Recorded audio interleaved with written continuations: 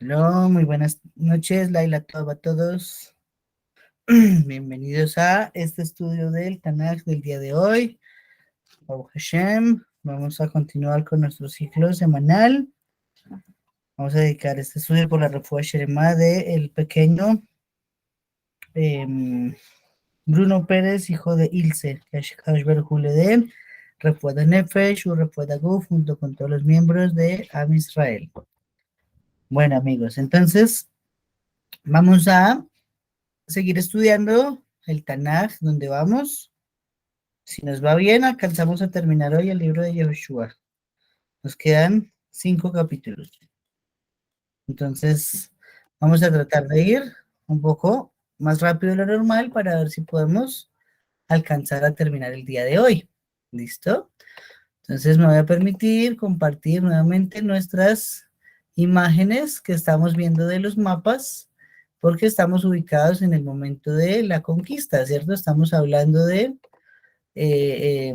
la distribución de la tierra y puntualmente vamos los momentos en que Yehoshua bin Nun toma los territorios, los distribuye y hay otros territorios que él no alcanza a capturar, pero los deja ya distribuidos para cuando sea el momento que cada una de las tribus pueda tomarlos y poseerlos. Muy bien, entonces estamos ubicados en capítulo 19 del libro de Yoshua. Entonces dijimos que faltaban 7 tribus por repartir todavía y en el final de los capítulos anteriores vimos la distribución de Benjamin. Ahora nos adentramos en el capítulo 19 que nos empieza diciendo que la suerte primero cayó para la tribu de Shimón, ¿sí? Su territorio se componía de 17 ciudades que les entregó Yehoshua, ¿sí?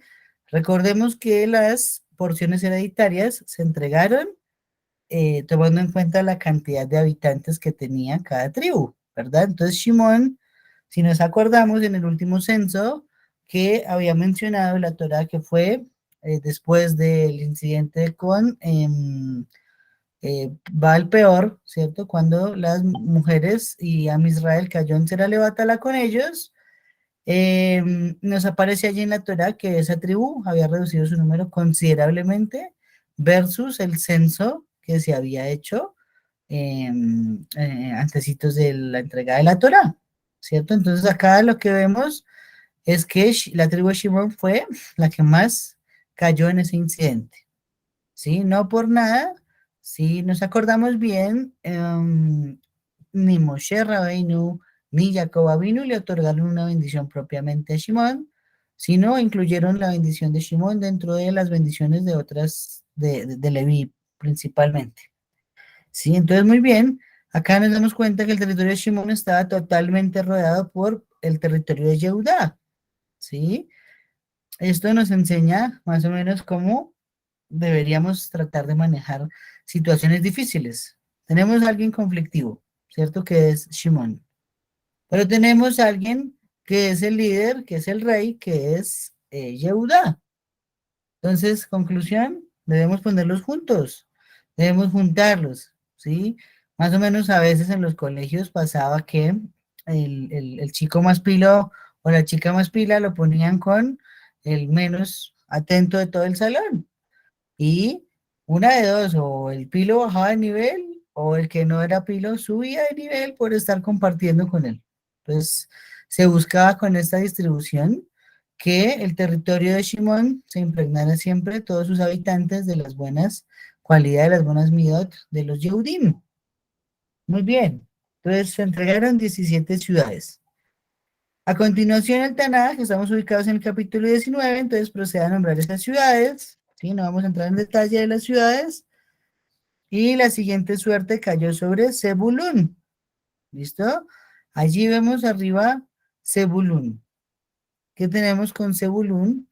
Que la Torah nos dice que él habitaba en el mar, pero si nos damos cuenta aquí en esta imagen, Zebulún está un poquito lejos del mar, ¿sí? Entonces, según algunos historiadores, había un tipo de río por el cual accedían hacia el mar, los de Zebulun, entonces digamos que llegaban al mar y ahí tomaban su transporte o ahí mismo se adentraban al río y podían llegar a su territorio, más o menos en ese límite que está marcado como entre Asher y Menashe, por ahí pasaba ese río.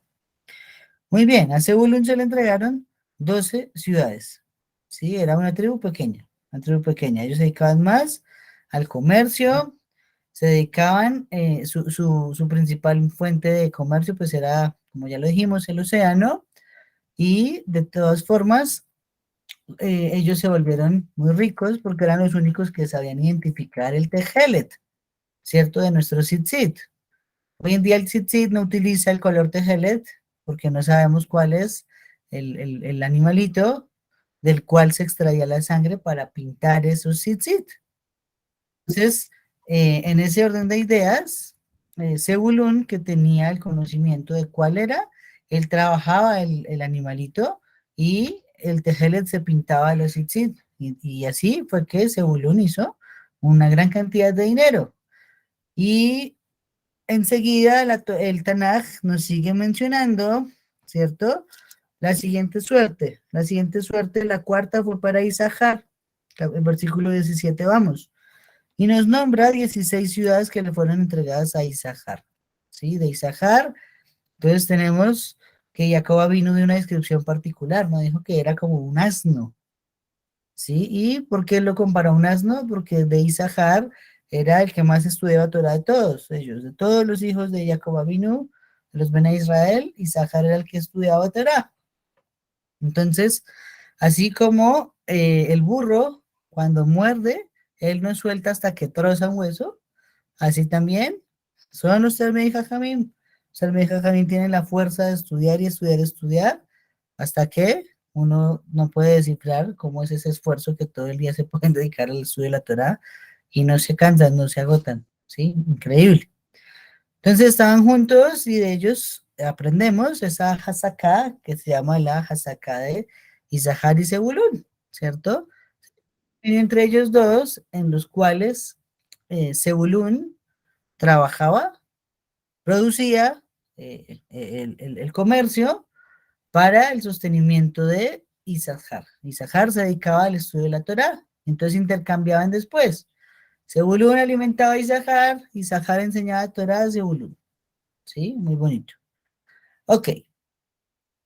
A continuación, el Tanaj, versículos desde el 24, nos nombra a el territorio de Asher.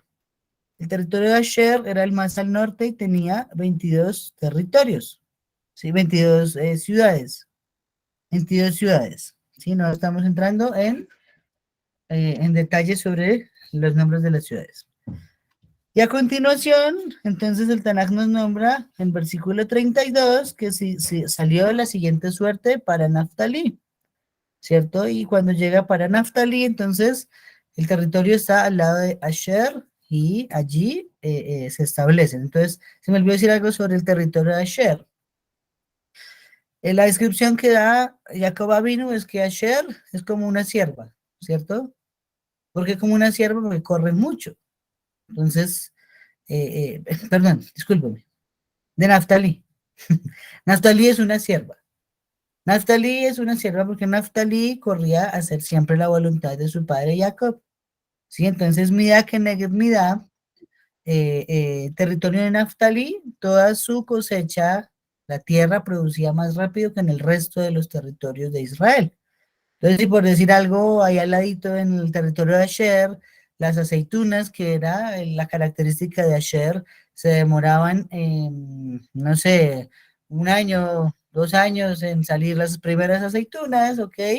Entonces, para el territorio de Naftali salía en la mitad del tiempo. Y esa es una medida que medida, una medida por medida de el honor al padre y a la madre. Y de Asher, lo que quería resaltar es que eran los territorios donde se proveía el aceite para el Bet HaMikdash, porque allí estaban los mejores campos y los mejores olivos para extraer de allí el aceite que iluminaba la menorá. Entonces Asher era el proveedor oficial del aceite para el Bet HaMikdash.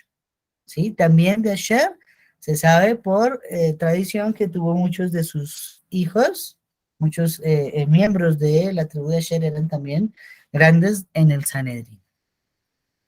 Muy bien. Finaliza la distribución con el territorio de Dan, ¿cierto? Y nos dice que a Dan se le otorgaron 18 ciudades. 18 ciudades y estaba allí en el límite con los Pelishtim, ¿cierto? Interesante. Si pensamos por un momento, eh, de Dan y de Yehudá, que eran los que limitaban con los Pelishtim, en ese momento de Yehoshua, ¿cierto? Eh, eh, Salieron de esas dos tribus los artífices de todo el Mishkan, que fueron Betzalel de la tribu de Yehudá y Oliab de la tribu de Dan, ¿cierto? Y tenían diferencias. Por ejemplo, Dan era una tribu que solo había tenido un hijo, ¿cierto? Hushim, nadie más. En cambio, Yehudá había tenido en realidad 5 hijos, pero de los cuales por 3 fue que vino las porciones hereditarias, todas que de Yonan habían fallecido en Eretz Israel, antes del exilio a Misraim. Entonces ahí está que, así como ellos se preocuparon por la construcción de los kelim sagrados, de los utensilios del Beit HaMikdash, entonces también quedaron allí como los fronterizos para escudar la tierra de Israel. ¿Sí? A posteriori, ese territorio también fue tomado. Hoy en día en el mapa de Israel, ese territorio pertenece a el Estado de Israel, ¿sí? Entonces, eso con el tiempo se tomó, se conquistó, pero fue ya en días más adelante con los reyes de Israel. Muy bien. El Tanakh nos cuenta también que por orden de Akadosh Baruj Hu se otorgó una porción propia a Yehoshua bin Nun, ¿sí? Por orden de Hashem, versículo 50, nos dice que se le dio Timnat Será en la región montañosa de Efraín y él se propuso edificar una ciudad y morar en ella, ¿sí? Entonces ahí se instaló Yehoshua y ahí vivió durante los años en que todavía le quedaban. Ya recordemos que después de 14 años de muerto Moshe Rabbeinu, de fallecido, ahora llegaba el turno también de fallecer de Yehoshua. Entonces, digamos que sus últimos días los pasó en esa ubicación dentro del territorio de Efraín. Muy bien. Para rescatar un par de apuntes que tenemos referente a la Gemara, ¿no? El Talmud nos enseña que el hecho de que Shimón esté allí es parte de eso que dijo Jacob Avinu cuando dijo los dividiré en Jacob y los esparciré en Israel, ¿sí? Entonces el territorio de Shimón quedó aislado, digámoslo de cierta forma, de las demás tribus para que Yehudá lo contenga. Y ahorita vamos a ver la porción de los Levín que viene a ser uno de los capítulos siguientes para completar esa frase que dio Moshe Rabbeinu. Perdón, Jacob Avinu. Muy bien.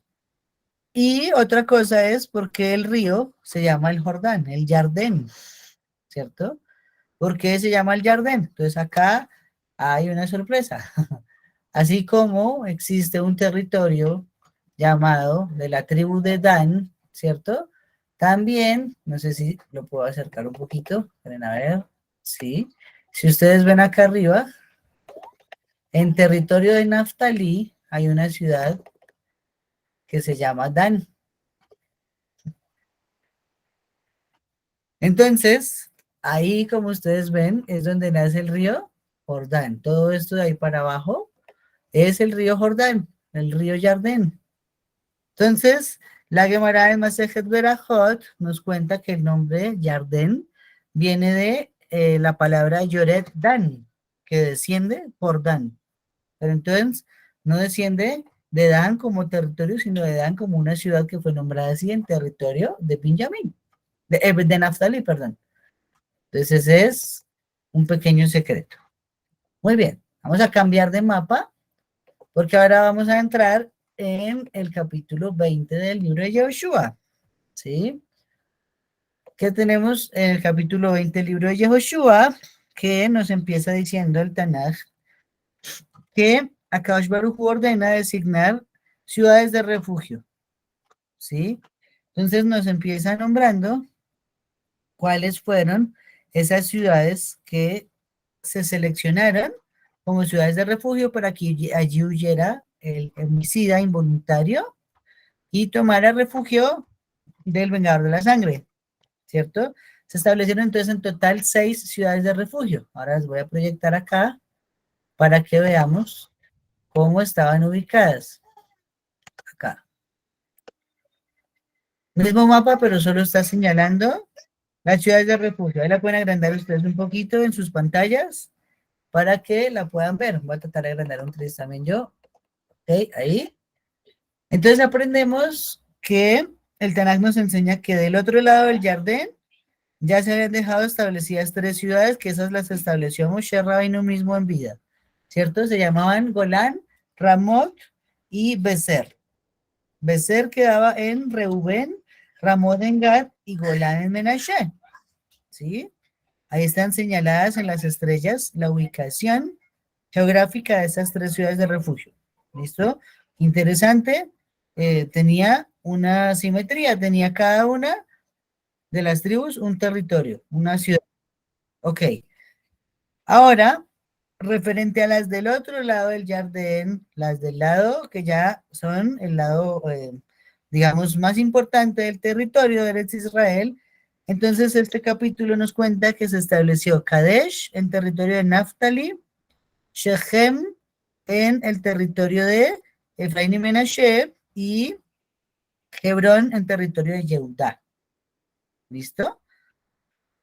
Muy interesante que hay una frase que es la frase más repetida de la Torá, amigos. ¿Sí? ¿Cuál es la frase más repetida de la Torá? A ver, ¿quién sabe?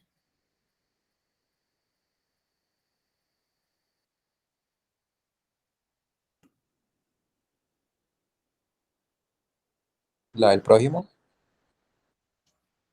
¿Se repite muchas veces lo del prójimo, amar al prójimo? ¿Es lo que quieres decir? No, siendo así, no. No, estamos hablando de que seguido vemos esa frase en toda la Torá, menos en el libro de Barim, porque el libro de Barim está escrito en primera persona por Moshe. La frase más repetida de la Torá, mis amigos, es... Ah, sí, señora, correcto. Vaidaber Adonai el Moshe Lebor. Habló a Hashem a Moshe diciendo, ¿sí? Si ustedes se fijan, hasta ahora nos vuelve a aparecer esa fórmula en el Tanaj. Empieza diciendo el capítulo 20, Vaidaber Adonai el Yehoshua Lemor, ¿sí? Usó la misma paráfrasis que usaba en la Torá. ¿Por qué? Porque la orden de establecer ciudades de refugio de una misma midioraita de la Torá es una mitzvah que atañe a las 613 mitzvot. Por lo tanto, aquí el hecho de que Akadosh Baruj Hu se exprese en esas formas y quede escrito así en el Tanaj nos viene a reconfirmar, nos enseña Masejet Makot que usa el lenguaje de la Torá porque se trata de una mitzvah dada en la Torá que se va a cumplir hasta ahora. ¿Listo? Muy bien. Entonces, nos sigue diciendo el Tanaj, que allí es donde deberían huir un asesino involuntario, ¿cierto? Ante lo cual los ancianos de esas ciudades tienen que recibirlo y darle un lugar para que muere con ellos, ¿cierto? Ellos lo admitirán. ¿Qué significa? Que debe haber una investigación donde se pruebe que el homicidio fue accidental y no premeditado, ¿sí? Entonces, esto buscaba, primero que todo, aislar del vengador de la sangre al homicida que había sido involuntario. ¿Por qué? Pues si fue involuntario, yo creo que pues, a cualquiera le podría pasar, Hasbe Shalom que no nos pase, pero uno podría por accidente acabar la vida de una persona sin haber premeditado nada, un accidente de tránsito, tal vez en nuestros días. Entonces, por eso, no mereceríamos muerte. Akash Baruj Hu nos da como una manera de poder estar aislados y meditar en nuestras acciones. Sin embargo, la ley de la Torah nos enseña que el homicida involuntario que estaba en esas ciudades tenía que estar allí hasta la muerte del Cohen Gadol en turno, ¿sí? Y eso me imagino que fue durísimo durante el primer templo, porque durante el primer templo cada Cohen estaba más o menos como 60, 80 años, cada Cohen Gadol, porque duraban mucho. En el primer Cohen Gadol hubo aproximadamente 26 Kohanim, en el primer Bet HaMikdash. Pero en el segundo Bet HaMikdash hubo aproximadamente 400. ¿Sí? Entonces allá sí cambiaban cada nadita de Kohen Gadol, se morían muy rápido. Ok, ¿y por qué pasaba eso? Por dos cosas. Primero, para que tuviera tiempo esa persona de reflexionar sobre las acciones, pero sobre todo como estas ciudades de refugio estaban habitadas era por Levín y Kohanim, tenía que aprender la Torah de quienes son los encargados por Hashem de enseñar la Torah, ¿sí? La tribu de Leví es la que enseña la Torah, la Halajá, ¿cierto? Baruch Hashem, después de los exilios, la tribu de Yehudá tuvo que tomar ese vocerío porque la tribu de Leví fue desaparecida, ¿sí? Entonces, hoy en día nos basamos por la tribu de Yehudá, Baruch Hashem. Cuando se reconstruye el Bet HaMikdash, Leví volverá nuevamente a hacer todas sus funciones y los Kohanim también. Por ahora no. Y segundo, porque el estar todo el tiempo con Kohanim y con Leví iban a volver a esa persona más santa. ¿Sí? Pero hasta la muerte del Kohen Gadol era porque también el Kohen Gadol indirectamente, dice el Midrash Rabbah, era responsable por un homicidio involuntario. O sea que si el Kohen Gadol el día de Yom Kippur, él entraba al Kodesh HaKodashim y se desconcentraba en algún momentico de todo el servicio de ese día sagrado, eso traía efecto dominó, como muertes así accidentales en apariencia, en la cual tuvieran que estar involucrados homicidas que huyesen a la ciudad de refugio. ¿Sí? Ahora bien, eh, eh, resaltamos que están simétricas, ¿no? Están exactamente las distancias entre las tres ciudades del lado occidental del Jardín. Estaban perfectamente equidistantes, ¿sí? La Gemara nos dice en Masejet Makot, página 9b, que estaba perfecta la medida entre ciudad y ciudad. Más o menos en la gráfica, así se muestra. Están muy simétricas, para que todo el mundo tuviera rápido un acceso a una de las ciudades de refugio, ¿sí? Muy bien, pero también, si nos damos cuenta, por 9 tribus y media había 3 ciudades de refugio, y al otro lado, por 2 tribus y media había 3 ciudades de refugio también, ¿no? Increíble, como un poquito desproporcionada. Yo hubiera puesto 4 y 2 o 5 y 1, pero acá Baruj dijo 3 y 3, ¿sí? ¿A qué puede deberse eso? No encontré una respuesta como tal en los Ajamim, pero me imagino yo, esta es una teoría mía, que al estar dentro de los territorios delindados por la Torá para Eretz Israel, era menos probable que hubiese un homicidio involuntario. En tanto, fuera de allí donde la Kedusha no es la misma, es decir, pasando el río Jardín hacia el oriente, era más probable que se presentaran todo este tipo de casos. Por lo tanto, se necesitaban la misma cantidad de ciudades en las diferentes proporciones de tribus. ¿Sí? Muy bien. Ahora cambiamos de capítulo. Así termina el capítulo 20 mencionándonos estas ciudades de refugio. Vamos a cambiar ahora de mapa, denme un segundo y les presento el siguiente, que es el siguiente tema que nos aparece en la Torá, ¿cierto? Aquí aparece la tribu de Leví, y la tribu de Leví está reclamando sus ciudades. Entonces recordemos que Moshe y tanto Jacob Avinu dieron unas bendiciones especiales sobre la tribu de Leví. ¿Qué dijo Jacob Avinu? Los esparciré en Jacob y los dividiré en Israel. Entonces aquí en la pantalla estamos viendo las 48 ciudades que fueron entregadas a los Leviim para habitar en ellas. A ellos no se les dieron campos, ¿sí? Toda ciudad normalmente, todo municipio, aquí en Colombia, por ejemplo, tiene también una parte llamada su área rural, ¿cierto? Y esa área rural, pues, es parte del municipio, y el municipio puede disponer de esos terrenos para hacerlos producir o para el petróleo, o en fin. Ok.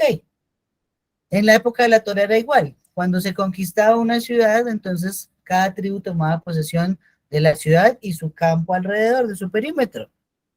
Pero los Levín no tomaron esos perímetros. Ellos solo podían tomar ciudades, ¿sí? Entonces esto tiene significados muy especiales. El primero que Jacob vino dijo, los dividiré en Jacob y los esparciré en Israel. Entonces ahí está, primero que todo, que lo dijo Jacob vino.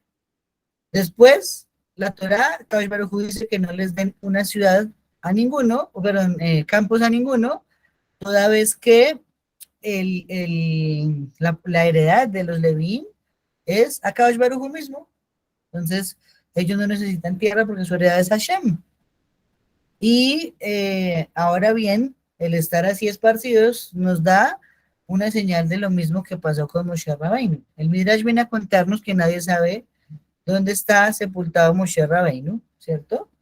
Porque en realidad, dicen los Jajamim, él no falleció, simplemente su alma se partió en miles y miles y miles de chispas en todo el mundo y aquí estamos, cada uno con una chispa del alma de Moshe, por eso amamos la preciosa Torah que Hashem nos dio por medio de Moshe.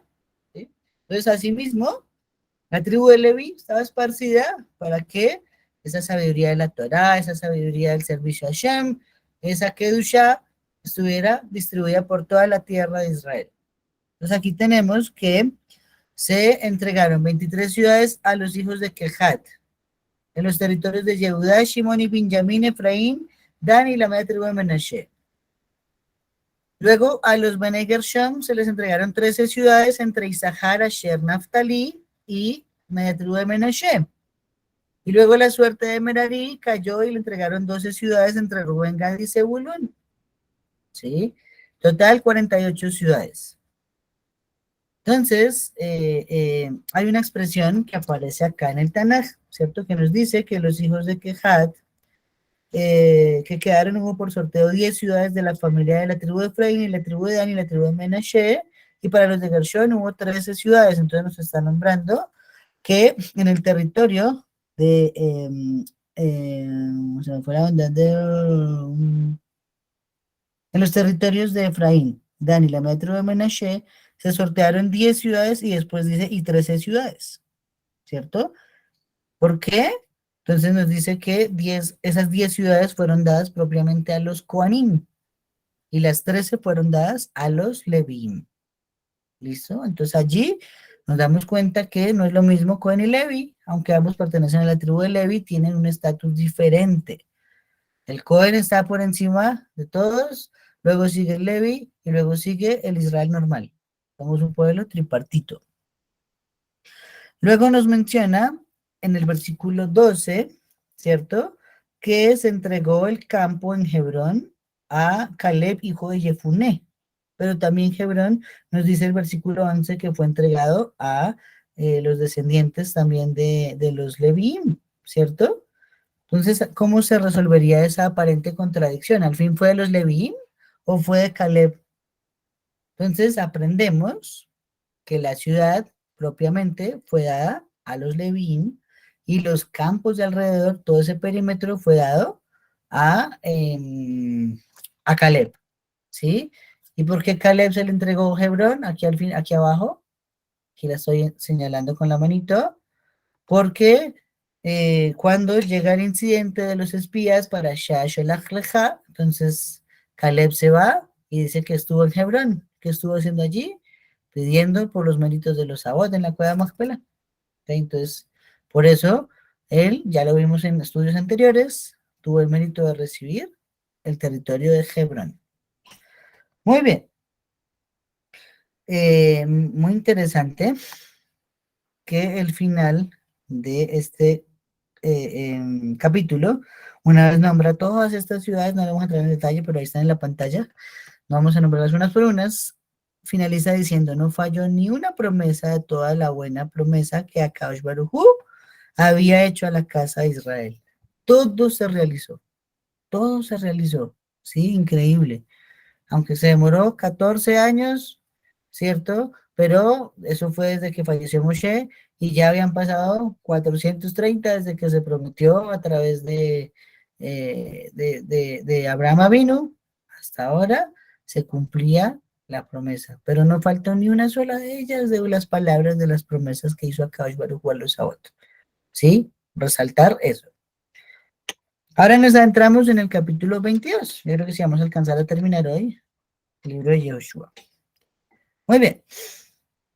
Entonces Joshua empieza el capítulo 22 diciéndonos que él reúne a los Reubenitas, Gaditas y la media tribu de Menashe para resaltar su compromiso con la conquista de Eretz Israel. Recordemos que esas tres tribus hicieron un pacto y le dijeron a Moshe Rabbeinu que ellas iban a guerrear de mano en mano, de poder en poder, ¿cierto? Y cuando ya todos estuvieran asentados, entonces ahí sí, ellos se devolvían a sus territorios al otro lado del Jordán. Muy bien. Joshua está aquí señalando que ellos cumplieron su palabra y que por lo tanto, ya que las tribus están asentadas y con los territorios distribuidos, entonces ahora sí pueden regresar. Les entrega unas grandes riquezas del botín tomado de los enemigos y les recuerda, sobre todo, y les recomienda el cumplimiento de las misbot, ¿sí?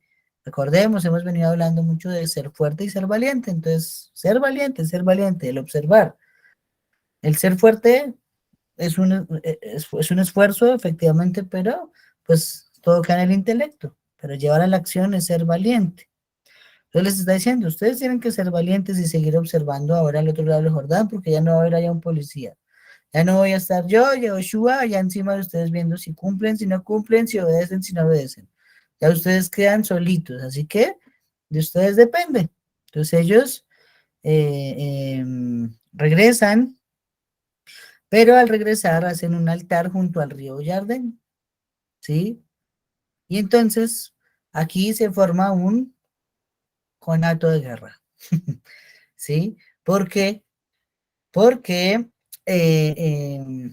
la Torah nos prohíbe que hagamos altares privados, ¿no? Pero en ese momento no se había construido el Bet HaMikdash, entonces por lo tanto todavía se pueden hacer altares privados y no había ningún problema.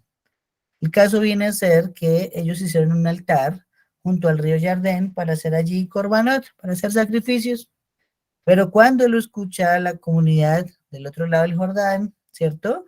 Se reúnen para hacer la guerra, pero antes de hacer la guerra primero envían a Pinjas, ¿sí? Y a cada nací dice que mandaron 10 de los príncipes de Israel. Entonces, interesante, ¿no? ¿Por qué fue Pinjas con un minián? A ver qué era lo que pasaba. Ahí están esas esencias de secretos de la Torah que son a veces imperceptibles, pero ahí están, ahí hay minián, ahí hay minián. Entonces, Pinjas inicia hablando con ellos y les da un discurso, les dice, bueno, ¿qué está pasando con ustedes? Ya se olvidaron de todo lo que pasó con el incidente Baal Peor, ¿cierto? Que si era porque el territorio no era santo, pues entonces que ingresaran más bien al otro lado del Jordán, dejaran esas tierras que entregó Moshe ahí, no pasaba nada, y miraban cómo se organizaban al lado del Jordán, al lado donde sí era, ¿sí? Pero que no hicieran algo que fuera en contra de la Torá. Recuerda también el incidente de Aham que sucedió en Jericó, que él tomó del botín de la guerra cuando se había dado la orden de que todo el botín de Jericó iba a ser solo para Kaush Barujú.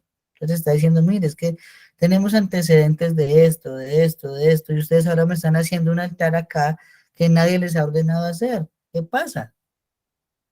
Entonces las tres tribus, o las dos tribus y media mejor, explican que la única intención era que sus hijos no creyeran que por estar al otro lado del Jordán no podían adorar a Shem, por lo cual se erigió un testimonio, pero no un ídolo ni un altar para sacrificios, ¿no? Sino que era una réplica del original del Mishkan. Entonces aquí nos aclara el Tanaj que allí no se hacían sacrificios, solo se dejó como un recordatorio de que así es el servicio a Hashem dentro del Mishkan y por lo tanto era para que los hijos no olvidaran una referencia palpable, visible.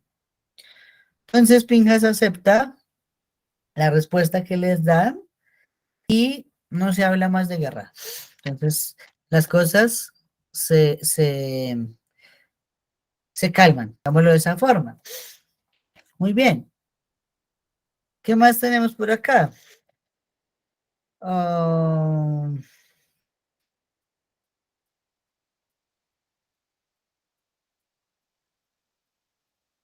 hay algo que resalta el Midrash Tanhuma. en el versículo 20, estamos en el capítulo 22 ubicados, ojo, nos dice, no fue Acán, hijo de Zerach, el que perpetuó un acto de infidelidad en la cosa dada por entero a la destrucción, y no fue contra toda la asamblea de Israel contra quien vino indignación, y él no fue el único hombre que expiró en su error. Entonces nos está recordando que después de la conquista de Jericó, entonces fallecieron 36 hombres, ¿cierto? Recordemos eso. Pero todo vino porque uno de todo el pueblo, uno de 600,000, ¿sí?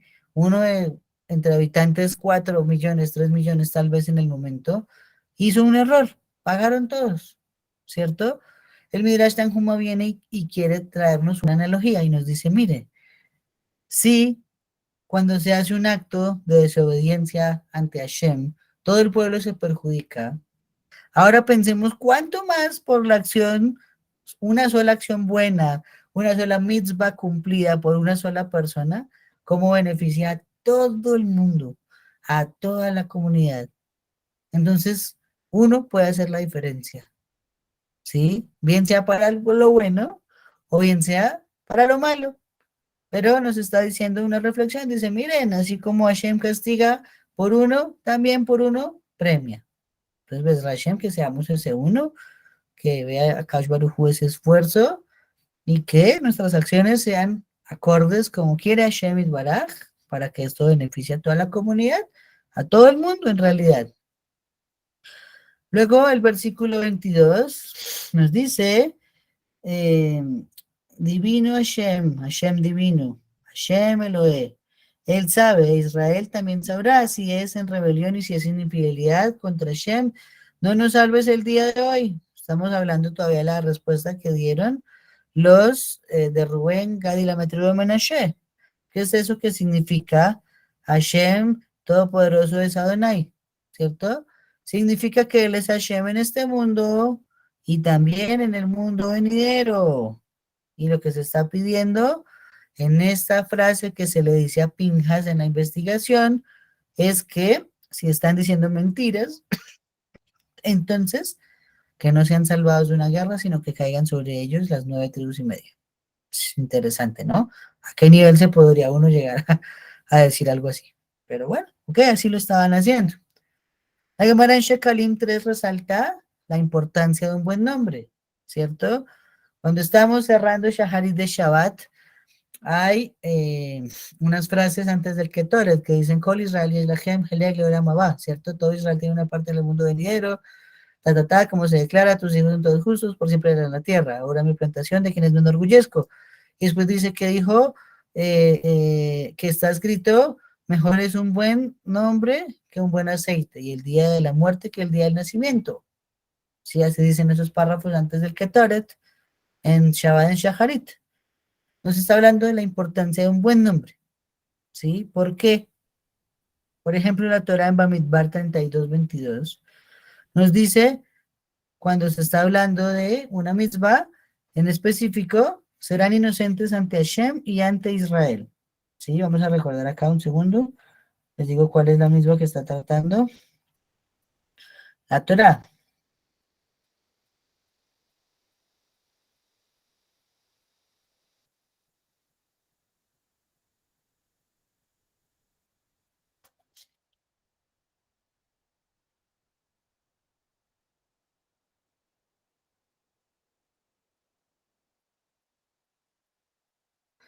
Entonces, está refiriéndose puntualmente a cuando entrega Moshe Rabbeinu las tribus al otro lado del Jordán, a Rubén, Gad y a Menashe, y les está diciendo, ahora ustedes serán responsables ante Hashem, ¿cierto?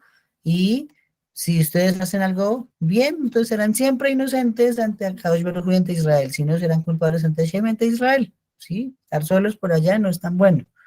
Por eso es Hashem, queremos que un día todos podamos habitar cerca, es Hashem.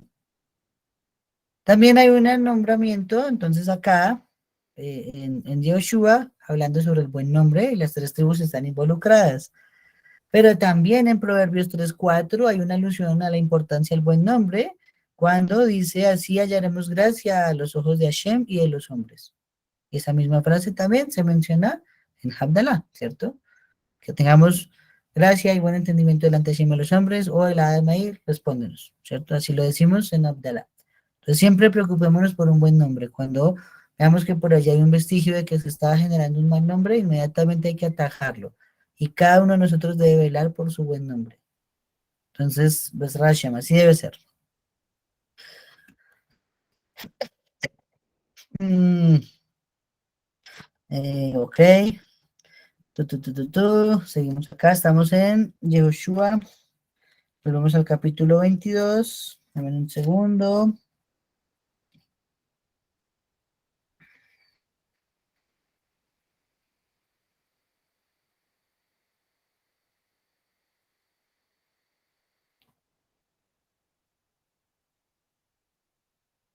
Ok, listo. Hay algo que está insinuado allá. Rashi nos dice que el versículo 28 nos está diciendo que Rubén, Gad y Menashe le respondieron a Pinjas, que es una representación del altar, es una réplica, ¿cierto? Para rememorar cómo son los korbanot que se hacen en el Mishkan, ese altar que ellos erigieron al otro lado del Jordán una vez acabó la guerra, ¿sí? De lo cual Rashi dice que aquí hay una insinuación a por qué hacemos los rezos como los tenemos hoy en día, ¿sí? Algún día si estudiamos Sidur, de pronto pues Hashem, no sabemos si se sale ese espacio, entonces todo lo que está en el Sidur está construido según los servicios que se hacían en el Bet HaMikdash. Entonces cada párrafo lo que busca es, digámoslo de cierta forma, reemplazar lo que se hacía en el Bet HaMikdash. Entonces uno empieza leyendo que el Korban Tamid, después lee el Ketoret, ¿cierto? Después pasa y se van al Pesuque de Simra, vienen los salmos, viene el salmo de la menorá, como si fuese el encendido de la menorá, el salmo 67. Después pasamos a los salmos de alabanza, los últimos 6 de la Torah, de los Teilim, perdón, y luego pasamos al Kiryat Shema y luego a la Amidá. Y si hay ese día una fecha donde se hace Musaf, entonces pasamos al rezo de Musaf. Y todo está construido tal cual como era un servicio en el Beit HaMikdash. En la tarde es lo mismo. Viene los Korbanot, otra vez vuelve el Korban Tamid, el Ketoret, después de eso viene la Amidá, y después de la Amidá, otra vez el Salmo de la Menorá, y acabamos con el Leino. Así se cerraban los servicios en el Beit HaMikdash. ¿Sí? Entonces así está construido. Y eso se insinúa, nos dice acá Rashi, de la palabra réplica. Como se buscó replicar a este lado, es decir, que así en el futuro nosotros replicaríamos los servicios del Mishkan también, pero ahora a través de nuestras bocas. Muy bien, entonces por eso importante el minyan, ¿no? Porque si no hay minyan, hay pedazos que no podemos hacer. Entonces, Besra Hashem, que acá salgamos con un minyan. ¿Sí? Este grupo tan bonito que llevamos estudiando ya varios meses. Sé que la mayoría ya entró en proceso de Giur. Entonces, Besra Hashem, que hagamos conversión y si vivimos juntos todos, tendremos ese minyan para hacerlo todo completo, todo completo. Ok. Y, dame un segundo.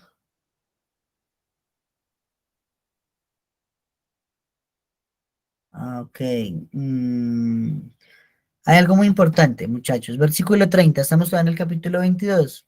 Versículo 30 nos dice, ahora bien, cuando Pinjas el Cohen y los principales de la asamblea de los cabezas de los millares de Israel que estaban con él oyeron las palabras que hablaron los hijos de Rubén, de Gad y Menashe, aquello resultó bueno a sus ojos. Y aquí señala Rashi, hasta ahora, dice la Gemara también, Sebajim, página 101b, hasta ahora nunca se había llamado Cohen a Pinjas, solo se llamaba Pinjas, hijo de Elazar el Cohen, pero no a Pinjas propiamente se le llamaba Cohen. Esta es la primera vez que en el Tanaj encontramos esa denominación a Pinjas. ¿A qué se debe? Entonces dice la Gemara, hasta que no hizo las paces entre las tribus, que fue el trabajo que acabamos de analizar en este capítulo, no fue llamado Cohen, así como Aarón, que Aarón era un Cohen, y nos dice la Mishnah, hacía la paz entre todos, todo el tiempo buscaba la paz, y por lo tanto uno debe ser como los discípulos de Aarón y siempre buscar la paz. Entonces aquí que ya se logró una paz debido a la gestión de Pinjas, es la primera vez que es llamado Cohen. Muy bien, entramos al capítulo 23. Nos quedan 2 capítulos. Vamos a terminarlos el día de hoy, Besra Hashem, para que dentro de una semana empecemos Shoftim. Muy bien. Entonces, Yoshua, en el contexto del capítulo 23, nos dice que ya se encontraba avanzado en años, ¿cierto? Ya era viejo y avanzado en días. Y empieza a hacer palabras de motivación, ¿cierto? Recordándole a la Israel que no sea parte de la Torah y las Misbot, que aunque hay ya territorios repartidos, no han sido conquistados y por lo tanto tienen que luchar por ellos porque si no podría venir otra gente y reclamarlos, ¿sí? Entonces, más o menos les estaba recomendando a los cabecillas de cada tribu, a los Nasim, que se encargaran de llevar a cabo esa conquista de territorios ellos personalmente, porque si otra tribu se avispaba y se iba quitando el límite, pues entonces Yoshua decía que ya no sería responsabilidad de él. Entonces recordamos algo muy importante. Hay 4 cosas, nos enseña el Midrash Tanhuma, por lo cual un hombre se envejece rápido. ¿Listo? Hay 4 cosas que causan envejecimiento prematuro. Primero, entonces, las guerras. ¿Listo? Lo aprendemos acá de Yehoshua. Veníamos hablando en un contexto de que Yehoshua estaba enérgico, lleno de vida, luchando, guerreando, ¿cierto? Pero ahora de un momento a otro nos dice que era anciano y avanzado en días. Esto nos enseña que una persona que se dedica a la guerra envejece muy rápido. No sé si han visto una imagen por allí que circula en redes sociales, ¿sí? Esa imagen nos muestra un soldado alemán que salió a la guerra en la Segunda Guerra Mundial con 19 años. Y como a los 3 años muestran otra vez la foto del hombre de 3 años de guerra, y ese señor parece el papá del mismo, ¿sí? Porque la guerra envejece, ¿listo? Causa envejecimiento. Muy bien. ¿Cuál es la segunda causa que produce envejecimiento? Es el pelear con los hijos. ¿Cómo así que el pelear con los hijos? Primera de Shmuel, capítulo 2, versículo 21, nos cuenta que Elí tenía problemas con sus hijos, Ofni y Pinhas, y entonces, inmediatamente después de eso, nos enseña en el Tanaj que envejeció Elí, y un capítulo más adelante, 2, falleció. Entonces, pelear con los hijos causa envejecimiento prematuro. También lo mismo se dice en otro contexto de Shmuel. Los hijos de Shmuel también Shmuel peleaba con ellos. Muy bien, entonces no peleamos con los hijos. Tercero, por una esposa malvada. Por una esposa malvada uno se puede envejecer. ¿Por qué?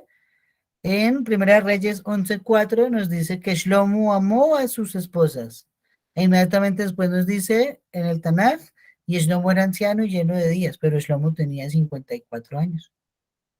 Nada más, perdón, 52 años.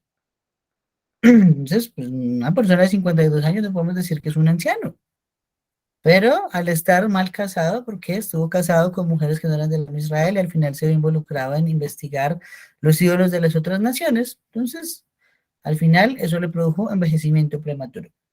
Y la última de las 4 causas es el miedo. Eso lo aprendemos de David Amelech.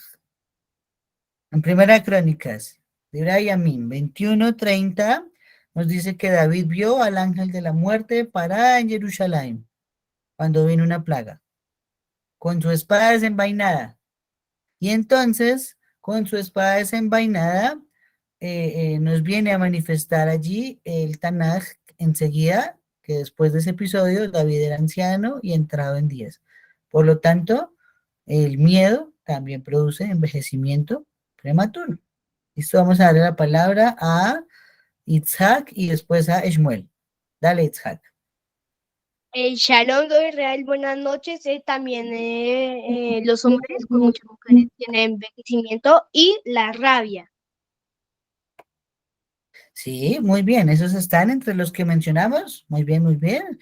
Las mujeres por Shlomo y la rabia por los padres cuando se agarran con los hijos. Muy bien, muy bien, muy bien. ¿Cuál acabó el pequeño Isaac? Dale, Shmuel, sigue, por favor. Bezeder, shalom, shalom. También te hace envejecer el ocultar el pecado. ¿Te acuerdas del Tailín cuando dice, mientras cayese envejecieron mis huesos y mi verdor se convirtió en sequedad? Es una muy buena prueba, muy buena prueba. No está numerado en Midrash Tanhuma, pero ahí tienes una rayot de un versículo del Tanaj que lo prueba. Maravilloso, Kolakabot, excelente. Qué buen comentario. Bien, muy bien, muy bien. Este es el estudio que estamos haciendo, amigos. Es un estudio, no es una clase. Muy bien. Y continuando con las recomendaciones de Yahushua, ¿cierto? Entonces nos está diciendo y recordando que tengan cuidado con las naciones que están allí, con hacer alianzas con ellas, ¿cierto? Porque al final, si se adhieren a Israel o nosotros nos adherimos a esas naciones, entonces, ¿qué sucederá?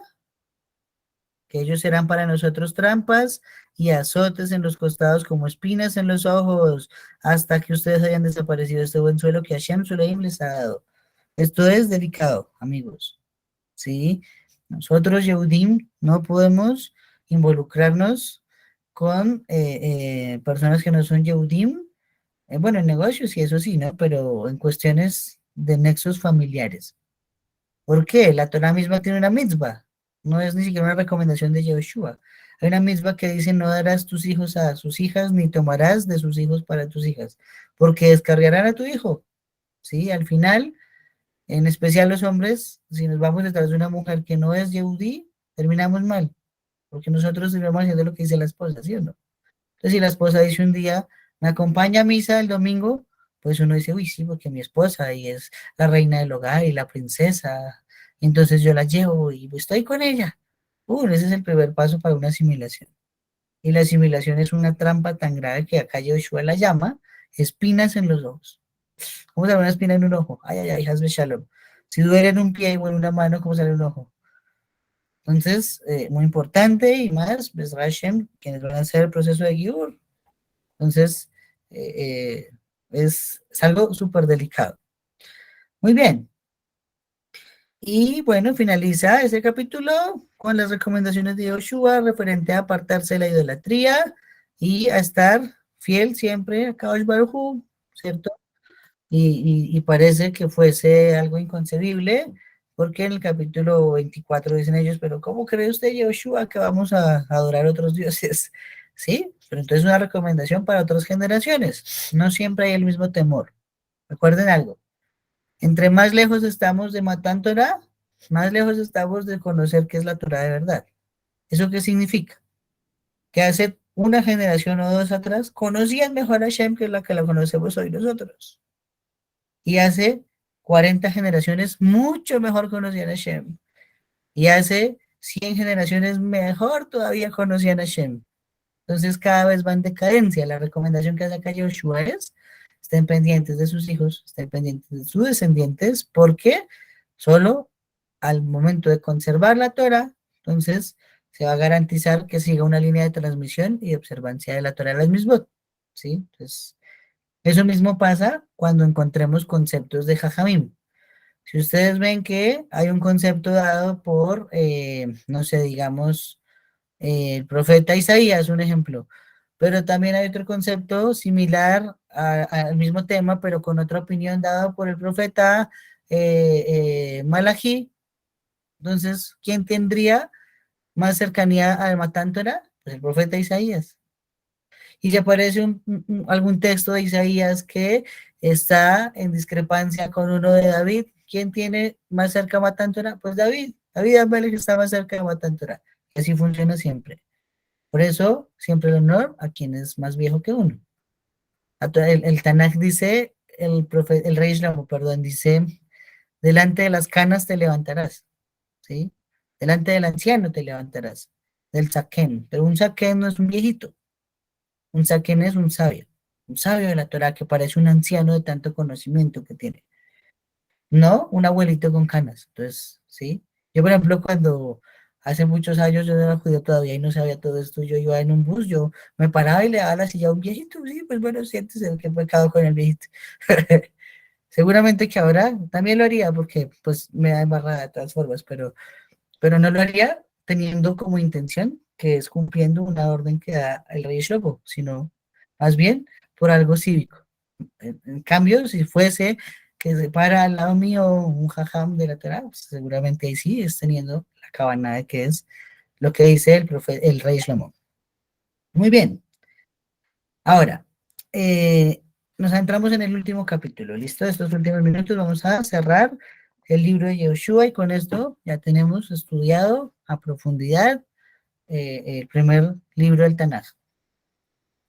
Entonces aquí nos dice que Yehoshua procedió a congregar todas las tribus de Israel en Shechem y llamó a los ancianos de Israel, sus cabezas, sus jueces oficiales, y vinieron tomando su puesto delante de el Elohim verdadero.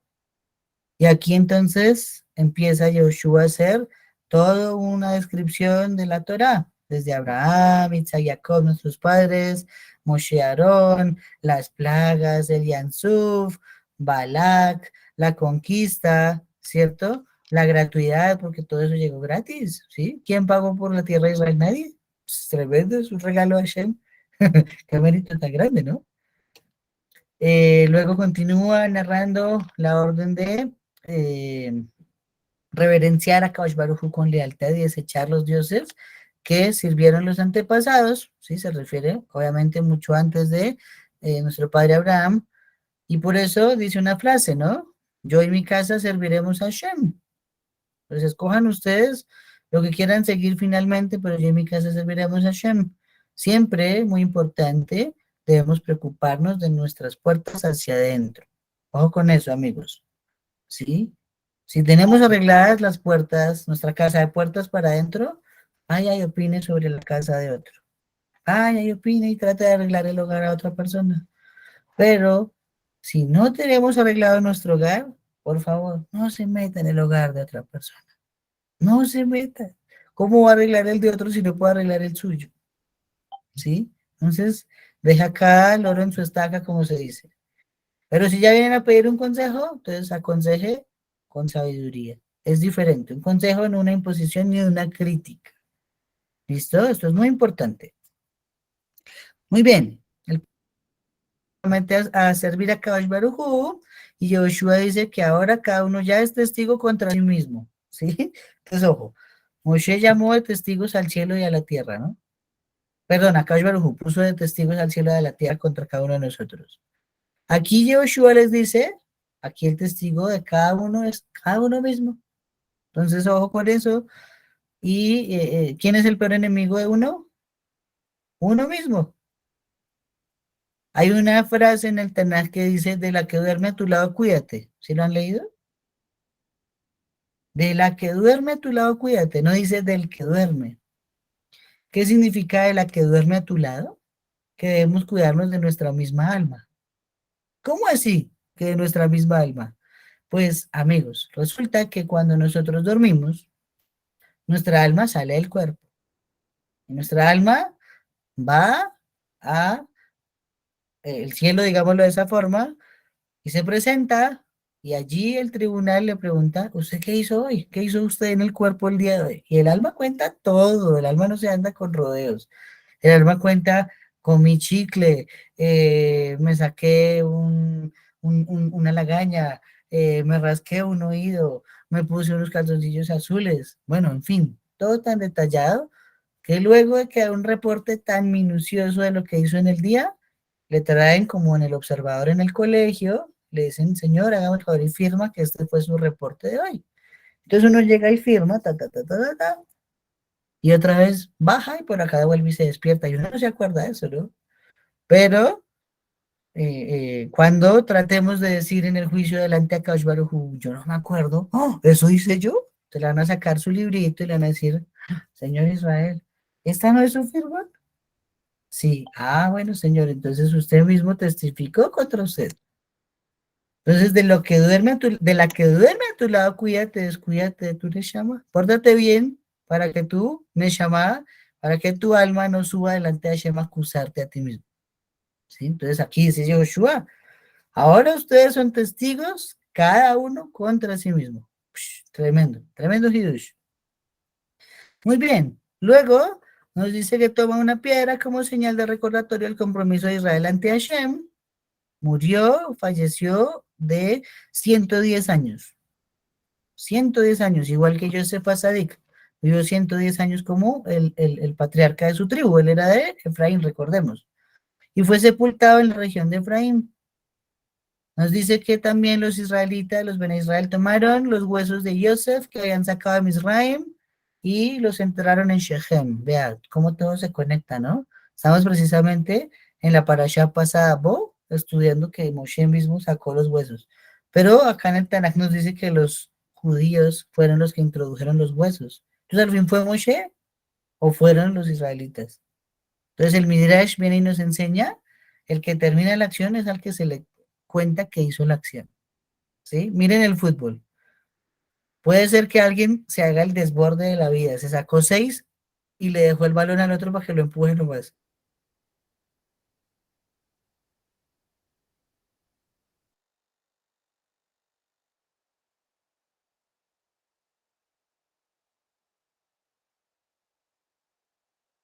Huesos de Yosef los sacó de Misraim, pero los introdujeron los Bene Israel y hasta ahora los entierran en el territorio de Shechem. ¿Sí? ¿Alguien va a hablar?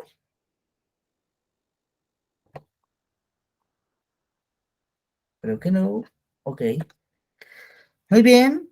Luego nos continúa diciendo que falleció Elazar y fue sepultado en el monte que se dio como porción a Pinjas en la región montañosa de Efraín, ¿cierto? Entonces, ¿cómo así? Aquí entonces, si los Leví no pueden tener campos, ¿cómo así que Pinjas tuvo una región montañosa? ¿Qué es eso? ¿Cómo así? ¿Cómo así? ¿Qué pasó ahí? ¿Cierto? Entonces, aprendemos lo siguiente. Primero que todo,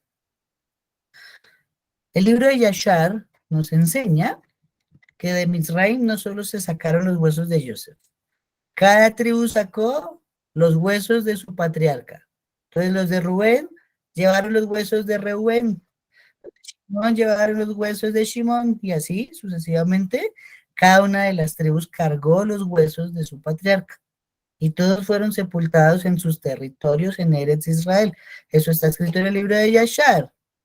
Simplemente la Torah nombra a Joseph porque Joseph hizo un juramento con sus hermanos y sus hijos de que lo sacarían a él. Los demás no hicieron un juramento. Entonces, pues no había necesidad de nombrarlos a todos, sino a Joseph por el cual había un juramento en la Torah. Pero todos salieron. Segundo, finalizando este capítulo, nos dice el versículo 25, Yehoshua procedió a celebrar un pacto con el pueblo en aquel día y a constituirles una disposición reglamentaria y decisión judicial en Shechem. ¿Qué significa eso? Enseña Rashi, tomó la Torah y la leyó toda a la Israel, para que no se les olvide. Y es un ejercicio fuerte leerse la Torah todo, y ya un viejito de 110 años. Ya podemos decir que 110 y es una edad dura, no como la de Shlomo, que Shlomo tenía 52 años. Muy bien. Y nos dice el versículo 26 que entonces Yoshua escribió estas palabras en el libro de la Torah de Hashem. ¿Sí? ¿Cuáles palabras? Los últimos 8 versículos de la Torah. Después de que nos dice que falleció Moshe, la Torah, para Shabbat Soda Berajá, hay 8 versículos más todavía. Finaliza diciendo, no se levantó ningún otro profeta como Moshe que hiciera temblar a todo Israel. Ok, esos versículos los escribió Yehoshua hijo de Nun. Aquí está la prueba en el Tanaj. Y enseñan los Jajamim, enseña el Midrash que Moshe le entrega y le dice, quedan estas letras, organícelas como usted quiera. Y entonces Yehoshua le tocó con sabiduría y con inspiración divina poner los versículos como los tenemos en nuestras Torot. Pues ahí está. Y en ese mismo orden de ideas está acá una referencia, ¿no? Porque el versículo 29 nos dice que falleció Yehoshua, pero todavía tenemos 1, 2, 3 y 4 versículos más, 30 a 33. Entonces, ¿quién escribió esos versículos al final? Desde el 29, incluyendo que dice que falleció Yehoshua, porque Yehoshua no pudo escribir falleció Yehoshua hasta Dobio, ¿cierto? Entonces, 29, 30, 31, 32 y 33. 5 versículos finales del libro de Yehoshua. Nos enseña la Gemara. 4 los escribió Elazar. ¿Sí? y uno lo escribió Pinjas. Eso está en el Masejet Baba Batra, en la página 15a. ¿Cómo lo sabemos? Porque hasta el versículo 32 se nombra lo que pasó después de la muerte de Yoshua, pero ya en el 33, último versículo, se nombra el fallecimiento de Elazar.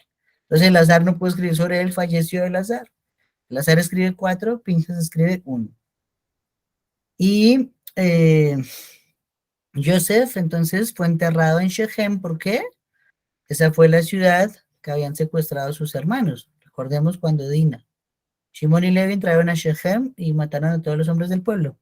Entonces allí mismo fue enterrado Yosef Azadik porque esa ciudad la había comprado Jacob vino. Pero sobre todo nos dice que la capturó con su espada y su arco. Porque se armó fue en realidad una guerra, eso lo veremos después en el Pardes Torah, y a través de esa guerra se conquistó esos territorios de Shechem. Por eso allí se entierra a Yosef Azadik. Y finalizamos, como así que Pinjas tenía una colina, ¿cierto?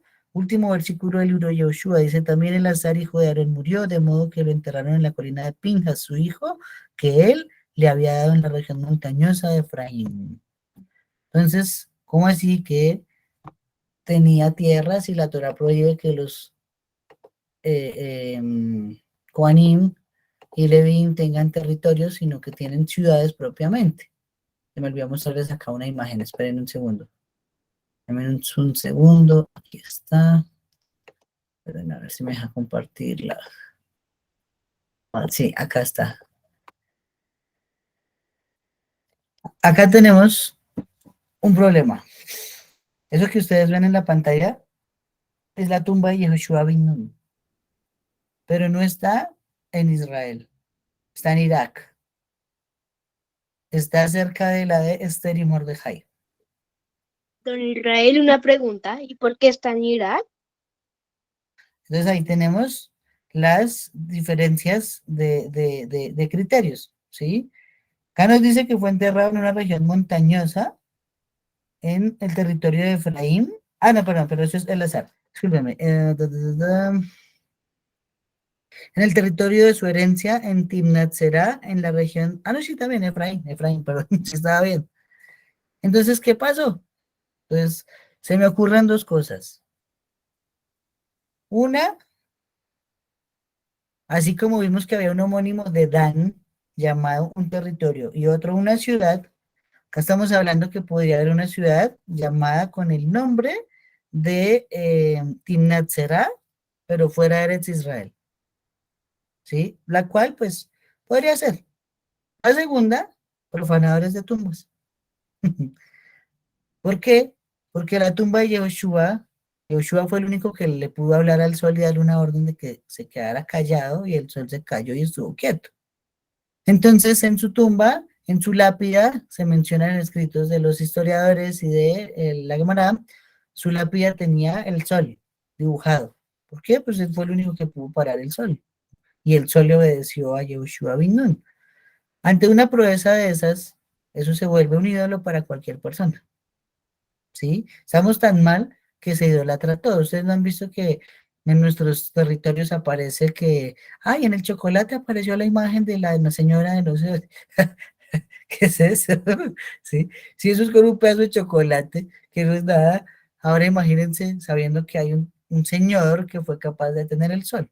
Entonces, sí pudo ser que hubo profanadores de tumbas o en el exilio babilónico se los llevaron y los sepultaron allá. Y eso sí está cerca de la de Mordejai y Esther. Se considera que es ahí. Dentro de Eretz Israel no se tiene por lo menos un lugar fijo que se diga acá es donde está sepultado Yoshua bin Nun. ¿Listo? Entonces, ahora sí que nos cerraba la idea. Entonces nos enseña Baba Batra, estamos todavía en la Gemara, que Pinjas se casó con una mujer de la tribu de Efraín, ¿sí? Ella heredó un territorio de su padre y ella falleció. Entonces, por lo tanto, como ella falleció, el territorio pasó a nombre de Pinjas y Pinjas entonces tuvo un territorio, no designado por Akadosh Baruj Hu, sino como una herencia dejada por su esposa, ¿sí?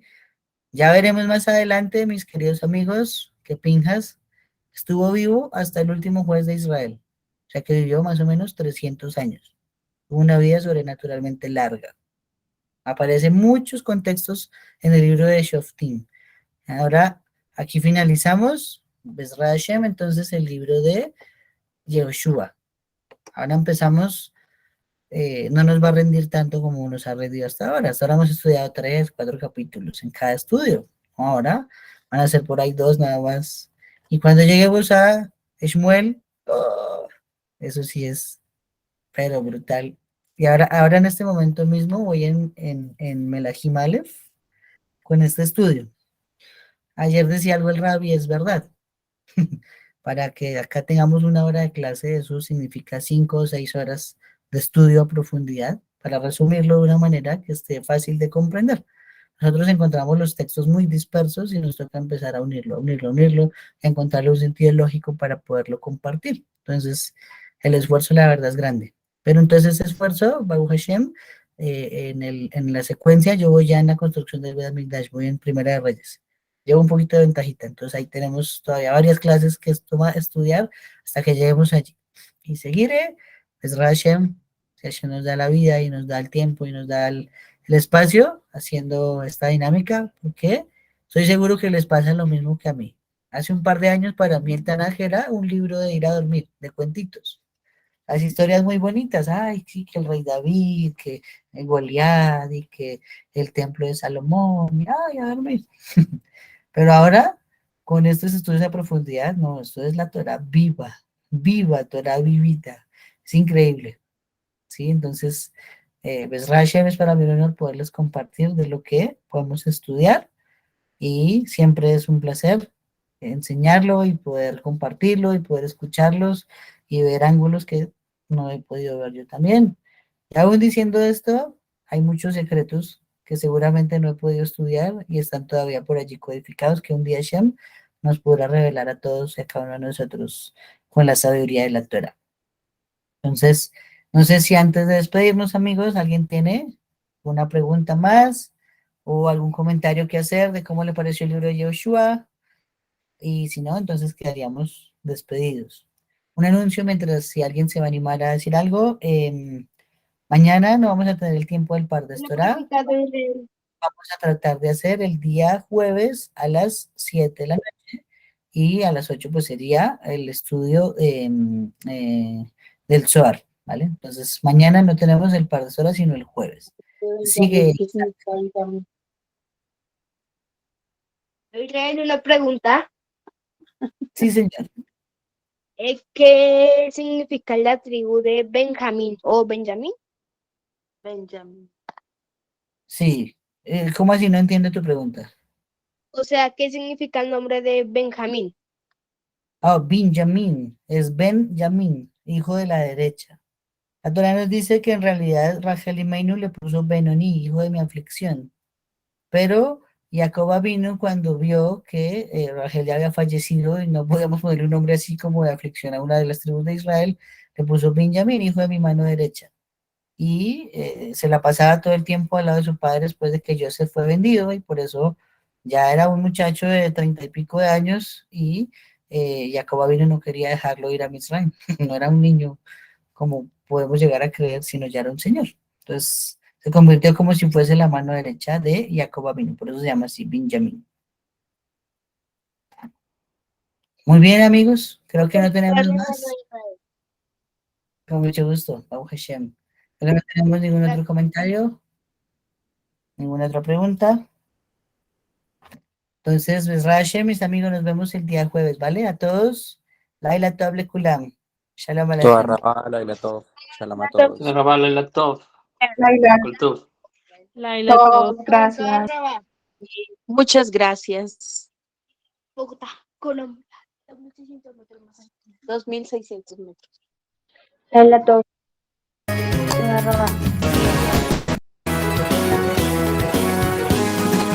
يا ثبت ما ترى ميما النعيمة ميخليها عريق بالصدق صد إلهي محايم يا ثبت